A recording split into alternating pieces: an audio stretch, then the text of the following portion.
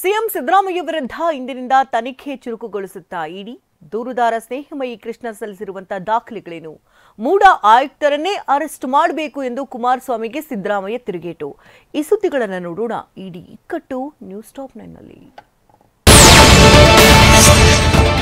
CM Siddaramaiah ವಿರುದ್ಧ ಇಡಿ ದಾಖಲಿಸಿರುವ ಹಣ ಅಕ್ರಮ ವರ್ಗಾವಣೆ ಪ್ರಕರಣದ ತನಿಖೆ ಇಂದಿನಿಂದ ಚುರುಕುಗೊಳ್ಳುವ ಸಾಧ್ಯತೆ ಇದೆ.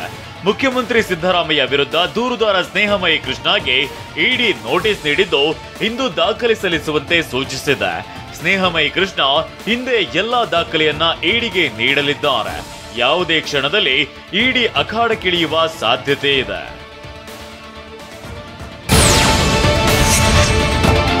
ಸಿಎಂ ಸಿದ್ದರಾಮಯ್ಯ ವಿರುದ್ಧ ಇಡಿ ದಾಖಲಿಸಿಕೊಂಡಿರೋ ಇಸಿಐಆರ್ನಲ್ಲಿ ಪಿಎಂಎಲ್ಎ ಆಕ್ಟ್ 15 ಆಫ್ 2003 ಅಡಿಯಲ್ಲಿ ಕೇಸ್ ಹಾಕಿಕೊಂಡಿದೆ.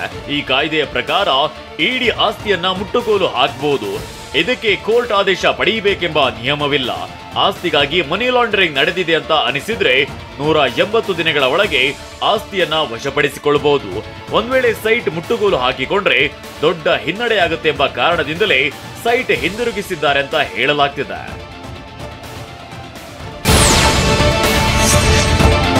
ಬದಲಿ ನಿವೇಶನವಾಗಿ 14 ಸೈಟ್ ಪಡೆದಿದ್ದ ಸಿಎಂ ಪತ್ನಿ ಪಾರ್ವತಿ ಮುಡಾಗೆ ಸೈಟ್ ವಾಪಸ್ ನೀಡಿದ್ದಾರೆ.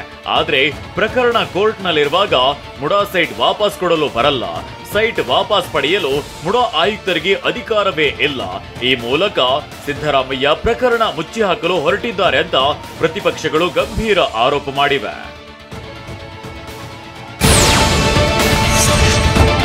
ಮುಡಾ ಕಮಿಷನರ್ಗೆ ಸೈಟ್ ವಾಪಸ್ ಪಡೆಯುವ ಅಧಿಕಾರವಿಲ್ಲ. ರಾಜ್ಯ ಸರ್ಕಾರ ಅಧಿಕಾರಿಗಳನ್ನ ದುರುಪಯೋಗ ಮಾಡಿಕೊಳ್ತಿದೆ. ಮುಡಾ ಆಯುಕ್ತರನ್ನ ಮೊದಲು ಬಂಧಿಸಬೇಕು ಅಂತ ಕೇಂದ್ರ ಸಚಿವ ಎಚ್.ಡಿ. ಕುಮಾರಸ್ವಾಮಿ ಆಗ್ರಹಿಸಿದ್ದಾರೆ. ನ್ಯಾಯಾಲಯದಲ್ಲಿ ನನ್ನದೇ ನಿವೇಶನ ಅಂತ ಹೇಳಿಕೆ ನೀಡಿದ್ರು. ಈ ಪ್ರಕರಣ ಕೋರ್ಟ್ ಅಂಗಳದಲ್ಲಿದೆ. ಯಾವ ಆಧಾರದಲ್ಲಿ ಸೈಟ್ಗಳನ್ನ ವಾಪಸ್ ತೆಗೆದುಕೊಂಡಿದ್ದಾರೆ ಅಂತ ಕುಮಾರಸ್ವಾಮಿ ಪ್ರಶ್ನಿಸಿದ್ದಾರೆ.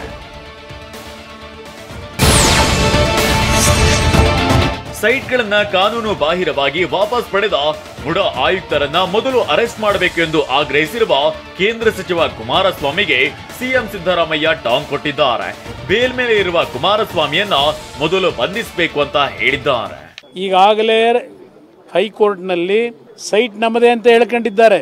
ಜುಜುಬಿ ಸೈಟ್ ಅಂತ ಅವರಲ್ಲ ಅಡ್ವೊಕೇಟ್ ಹೇಳಿದ್ದಾರೆ. ಈಗ ಆ ಪ್ರಾಪರ್ಟಿ ಕೋರ್ಟ್ ನ ಅಂಡರ್ ನಲ್ಲಿದೆ. ನಿನ್ನೆ ಸೈಟ್ ನಾನು ವಾಪಸ್ ಕೊಟ್ಟಿದ್ದೀನಿ, ವಾಪಸ್ ತಗೊಂಬಿಡಿ ಅಂತ ಹೇಳಿದಾರಲ್ಲ. ಯಾವ ಕಾಂಟೆಕ್ಸ್ಟ್ ಮೇಲೆ ವಾಪಸ್ ಕೊಡ್ತಾರೆ ಅವರು?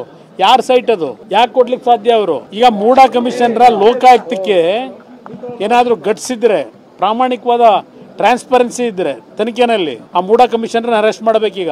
ಲೋಕಾಯುಕ್ತ ಅಧಿಕಾರಿಗಳನ್ನ ದುರುಪಯೋಗ ಪಡಿಸ್ಕೊಳ್ಳೋದ್ರ ಮುಖಾಂತರ ಈ ಪ್ರಕರಣವನ್ನ ಮುಚ್ಚಾಕ್ತಕ್ಕಂಥದ್ದಕ್ಕೆ ನಿನ್ನೆ ಬೆಣೆ ಹೊಡೆಯೋ ಕೆಲಸ ಏನ್ ಮಾಡಿದ್ದಾರೆ. ಅವ್ರನ್ನ ಅರೆಸ್ಟ್ ಮಾಡ್ಲಿ. ಮುಡಾ ಪ್ರಕರಣದಲ್ಲಿ ಸಿಎಂ ಒಂದಾದ ಮೇಲೆ ಒಂದು ತಪ್ಪು ಮಾಡಿದ್ದಾರೆ. ಹಿಂದೆಯೇ ಸೈಟ್ ವಾಪಸ್ ನೀಡಿದ್ರೆ ನಾವು ಹೋರಾಟ ಮಾಡ್ತಿರ್ಲಿಲ್ಲ. ಆದ್ರೆ ಸಿದ್ದರಾಮಯ್ಯನವರಿಗೆ ಯಾರು ಸಲಹೆ ನೀಡಿದ್ದಾರೋ ಗೊತ್ತಿಲ್ಲ. ಸಿದ್ದರಾಮಯ್ಯಗೆ ಡಿಕೆ ಶಿವಕುಮಾರ್ ಅವರೇ ಸಲಹೆ ನೀಡ್ತಿರಬಹುದಂತ ಬಿವೈ ವಿಜಯೇಂದ್ರ ಲೇವಡಿ ಮಾಡಿದ್ದಾರೆ.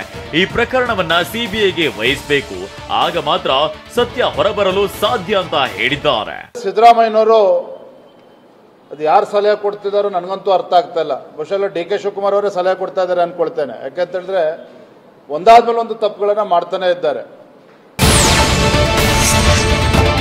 ಮುಂದಿನ ದಿನಗಳಲ್ಲಿ ಸಿಎಂ ನಡವಳಿಕೆ ಮತ್ತು ಭಂಡತನವೇ ಕಂಟಕ ತರಲಿದೆಯಂತ ಬಿವೈ ವಿಜಯೇಂದ್ರ ಟೀಕಿಸಿದ್ದಾರೆ.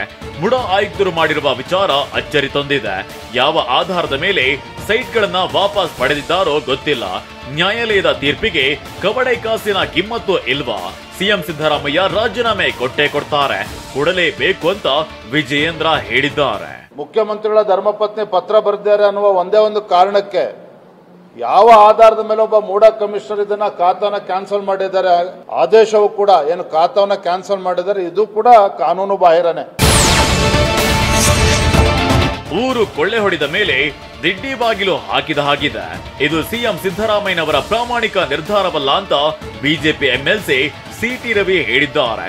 ಯಾರಿಗೂ ಜಗ್ಗಲ್ಲ ಬಗ್ಗಲ್ಲ ಅಂತ ಸಿಎಂ ಹೇಳ್ತಿದ್ರು. ಪ್ರಕರಣದಲ್ಲಿ ಇಡಿ ಎಂಟ್ರಿ ಆಗುತ್ತಲೇ ಸೈಟ್ ವಾಪಸ್ ನೀಡಿದ್ರು. ನೀವು ಪ್ರಾಮಾಣಿಕರಾಗಿದ್ರೆ ಅಂದೇ ಸೈಟ್ ವಾಪಸ್ ಕೊಡಬೇಕಿತ್ತು ಅಂತ ಸಿಟಿ ರವಿ ಪ್ರಶ್ನಿಸಿದ್ದಾರೆ. ಸಾವಿರಾರು ಕೋಟಿ ರೂಪಾಯಿಗಳ ಅಕ್ರಮಗಳ ತನಿಖೆ ಆಗಬೇಕಾದ ಅವಶ್ಯಕತೆ ಇದೆ. ಮತ್ತು ಯಾರ್ಯಾರು ತಪ್ಪು ಮಾಡಿದ್ದಾರೆ, ಯಾರ್ಯಾರು ಅಕ್ರಮವಾಗಿ ಪಡೆದಿದ್ದಾರೆ ಅದೆಲ್ಲವೂ ಬಹಿರಂಗ ಆಗಬೇಕು ಮತ್ತು ಅಕ್ರಮ ಆಸ್ತಿ ವಾಪಸ್ಸು ಸರ್ಕಾರಕ್ಕೆ ಮುಟ್ಟುಗೋಲಾಗಬೇಕು ಅನ್ನೋದು ನಮ್ಮ ಅಪೇಕ್ಷೆ ಇದೆ. ಸಿಎಂ ಸಿದ್ದರಾಮಯ್ಯ ವಿರುದ್ಧ ತನಿಖೆಗೆ ಇಡಿ ಎಂಟ್ರಿ ಹಿಂದೆ ಕೇಂದ್ರ ಸಚಿವ ಎಚ್.ಡಿ. ಕುಮಾರಸ್ವಾಮಿ ಕೈವಾಡವಿದೆ ಅಂತ ಕೆಪಿಸಿಸಿ ವಕ್ತಾರ ಎಂ. ಲಕ್ಷ್ಮಣ್ ಗಂಭೀರ ಆರೋಪ ಮಾಡಿದ್ದಾರೆ. ಸ್ನೇಹಮಯಿ ಕೃಷ್ಣ ಕೇವಲ ಪಾತ್ರಧಾರಿ, ಕುಮಾರಸ್ವಾಮಿ ಸೂತ್ರಧಾರಿ. ಸ್ನೇಹಮಯಿ ಕೃಷ್ಣ ಹೋರಾಟದ ಸಿನಿಮಾಗೆ ಕುಮಾರಸ್ವಾಮಿ ನಿರ್ಮಾಪಕರು. ಹೇಗಾದ್ರೂ ಮಾಡಿ ಸಿದ್ದರಾಮಯ್ಯರನ್ನ ಇಳಿಸಬೇಕು, ಜೈಲಿಗೆ ಕಳುಹಿಸಬೇಕು ಅನ್ನೋದು ಉದ್ದೇಶ ಅಂತ ವಾಗ್ದಾಳಿ ನಡೆಸಿದ್ದಾರೆ. ಕುಮಾರಸ್ವಾಮಿ ಅದಕ್ಕೆ ಮುಂಚೆ ಅವತ್ತೇ 29ನೇ ತಾರೀಕು 9ನೇ ತಿಂಗಳು 2024ರಲ್ಲಿ ಒಂದು ಪತ್ರ ಬರೀತಾರೆ ಅಮಿತ್ ಶಾಗೆ. ನೋಡಿ, ನನ್ನ ಹತ್ರ ಇದೆ ಪತ್ರ. ಇದು it may be imperative for central agencies to take over the investigation against Shri Siddaramaiah and such a case should be made out in the court and before the competent authorities ಅಂತ ಬರೀತಾರೆ. ಇವರು ಬರೆದು ಪತ್ರ ಬರೆದು within 24 hours ED will take an entry.